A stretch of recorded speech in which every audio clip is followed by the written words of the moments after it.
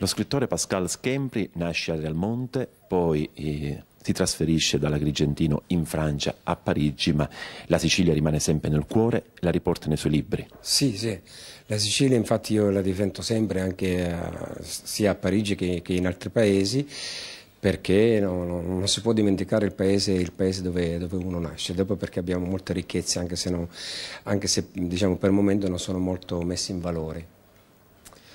Parliamo dell'ultimo suo lavoro, Macelleria siciliana. Perché questo titolo? Allora, Macelleria siciliana è stato scelto in base si riferisce alla particolare efferatezza con cui si presenta all'inizio del libro Il delitto, su cui un maresciallo della provincia di Agrigento fa un'indagine negli anni 60. Dove è ambientato?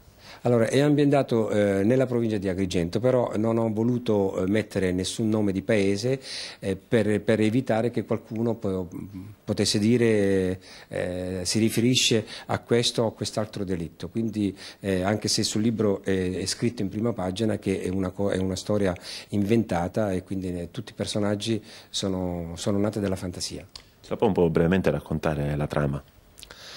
Allora, la trama, posso dire qualche cosa, è soltanto l'inizio è un delitto che viene eseguito nei primi anni 60, quindi uccidono una persona ed è un giovane pastore che la scopre in un cascinale e quindi lui spaventato di questa persona che trova nel cascinale corre a avvisare i carabinieri e si imbatte a un giovane giornalista che ancora non aveva scritto niente e quindi Michele Brancato è il nome del giornalista. Grazie a questa notizia piano piano facendo l'indagine assieme a questo maresciallo che le ho dato il nome Scognamiglio riesce a farsi un posto al sole.